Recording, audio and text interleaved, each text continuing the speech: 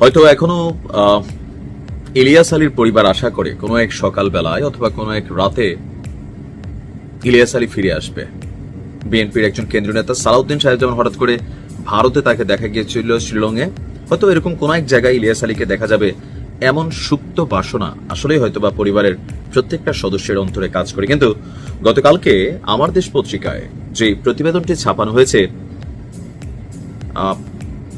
এই প্রতিবেদনটা পড়ার পরে আসলে আমার মনে হয় যে ইলিয়াস আলীর পরিবারের নিশ্চিত হয়ে যাওয়া উচিত, বা ওনার নেতাকর্মীরা যারা আছেন, যে ইলিয়াস আলী কখনো ফিরবে না।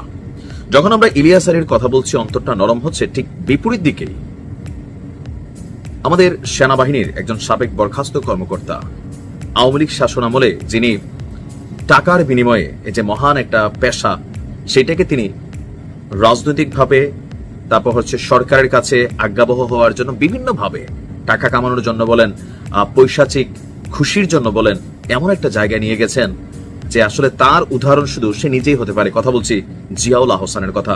নামটা নিশ্চয়ই আপনাদের সকলের কাছে পরিচিত। আসলে বিএনপির প্রভাবশালী কেন্দ্রীয় নেতা, সিলেট 2 আসনের সাবেক এমপি এম ইলিয়াস আলী, কি ঘটেছিল ওনার সাথে, তার শেষ পরিণতি আসলে কি হয়েছিল? আমার মনে হয় যে প্রথম আলো আমার দেশ পত্রিকাতে একটা বিস্তারিত লেখা আমি সামনে পেলাম। সেখানে বলা হয়েছে যে যখন ইলিয়াস আলী তিনি আপনার গুম হন, তখন তার গাড়ি চালক আনসার আলীকে সেই 2012 সালের 17 এপ্রিল রাতে বনানীর একটি রাস্তা থেকে অজ্ঞাত ব্যক্তি পরিচয়ে তাদেরকে অপহরণ করা হয়। এমপি ইলিয়াস আলী এবং তার গাড়ি চালক ইলিয়াস আলীকে গুম করার পর হত্যা করা হয়। আর এই হত্যার কাজটা নিজ দায়িত্বে করেছে মেজর জেনারেল, কত বড় পদপদবীর একজন লোক, তবে এই পদপদবী আসলে তার অর্জন নাকি গিফট সেটাও একটা কথা, জিয়াউল আহসান। তার নেতৃত্বে একটি কিলিং স্কোয়াড, তারা এই নৃশংস ঘটনাটি ঘটিয়েছেন। হত্যার পর খুনি চক্র ইলিয়াস আলীর লাশ যমুনা নদীতে ফেলে দেয়।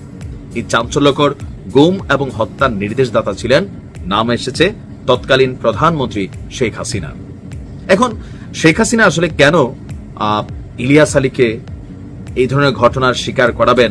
পলিটিক্যাল উদ্দেশ্যে নাকি আর বাহিরে অন্য কোনো পূর্বশত্রুতা কি থাকতে পারে? মাঝে মাঝে আসলে আমাদের গণমাধ্যমগুলো যখন লিখে, এক এক সরকারের সময় এক এক রকম লিখে, তো সেই কারণে মাঝে মাঝে নিজের কাছে কেমন জানি কনফ্লিক্ট মনে হয়। তো জিয়াউল আহসান সম্পর্কে আমার দেশ পত্রিকা যে বক্তব্যগুলো দিছে, আমি আশ্চর্য হয়ে গেছি। প্রায় 1030 জন তার এই হত্যাকাণ্ডের বা গুম কাণ্ডের বিভিন্ন অ্যাঙ্গেলে যাদের জীবন কেড়ে নিয়েছে জিয়াউল আহসান।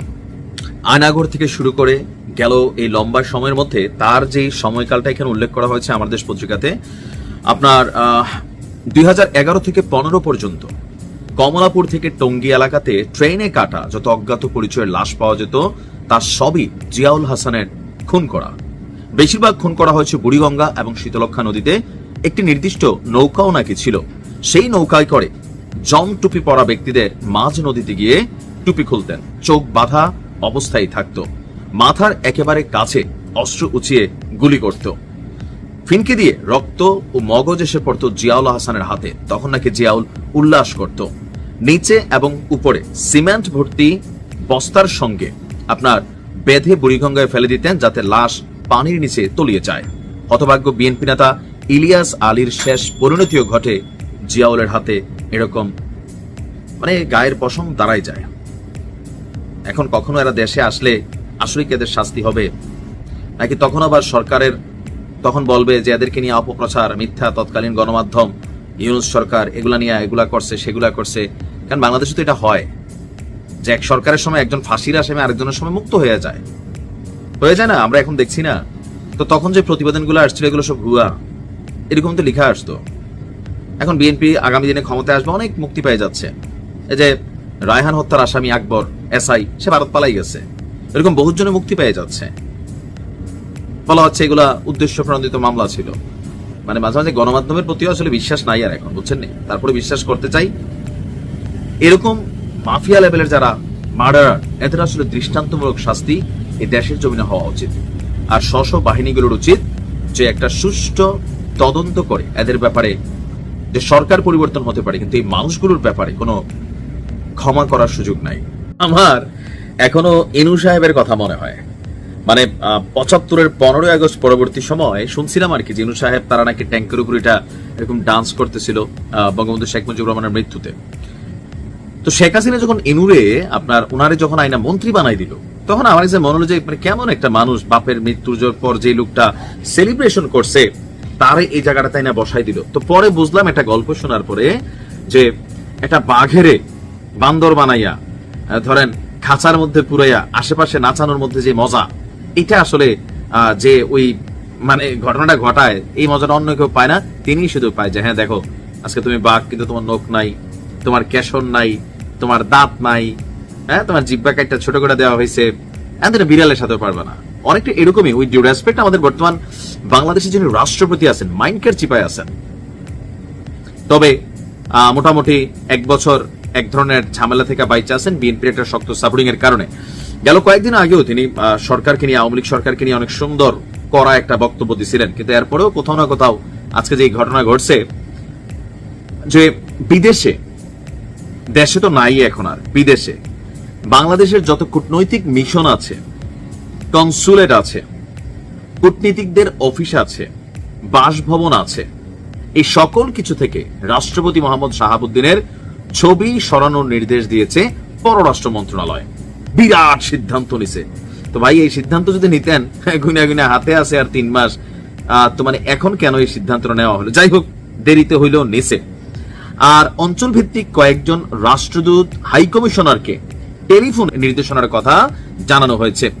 বিদেশে থাকা বিভিন্ন মিশনের সূত্রগুলো এই তথ্য নিশ্চিত করেছে। বলছে যে ঢাকা পোস্টে আসা প্রতিবেদনটি যে কোনো আনুষ্ঠানিক চিঠি বা ইমেল না দিয়ে, এখন এইটা কেন না দিল সেটাও আমার কাছে বোধগম্য না। যেটা তো একটা আনুষ্ঠানিক চিঠি যাবে রাষ্ট্র কর্তৃক, বাট এটা না করে টেলিফোন করে অঞ্চল ভিত্তিক কয়েকজন রাষ্ট্রদূত হাই কমিশনারকে কূটনৈতিক মিশন, কনসুলেট, কূটনীতিকদের অফিস, বাসভবন থেকে রাষ্ট্রপতির ছবি সরানোর নির্দেশ দেওয়া হয়েছে।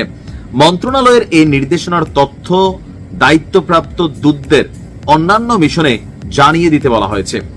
দক্ষিণ এশিয়া, আফ্রিকা, ইউরোপের কয়েকটি মিশনের দূতাবাসদের মানে দূতদের সাথে কথা বলে জানা গেছে তারা এখনো পাননি, তবে বিদেশের 2টি মিশন প্রধান জানিয়েছে তারা সরকারের নির্দেশনা পেয়েছেন।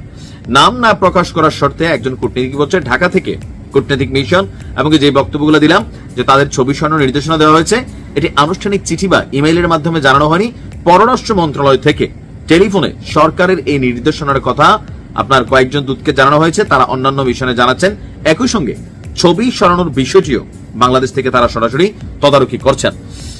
বলা হচ্ছে আমাদের অঞ্চলে যে রাষ্ট্রদূতকে দায়িত্ব দেওয়া হয়েছে তিনি সরাসরি আমাদের জানাননি, ওনার পক্ষে কাছাকাছি একটি মিশন থেকে একজন রাষ্ট্রদূত আমাদের এই নির্দেশনার ব্যাপারে জানিয়েছেন। ওনাটা হাস্যকর মনে হচ্ছে যে সরকার জানলে এত লুকোচুরি কাহিনী, চিঠি, ইমেল, ডকুমেন্ট তৈরি, ভাই যখন টেলিফোনে গেছে কেউ নাম জানাচ্ছেন না, আমরা তো ধোঁয়াশা কুয়াশার মধ্যে রয়েছি।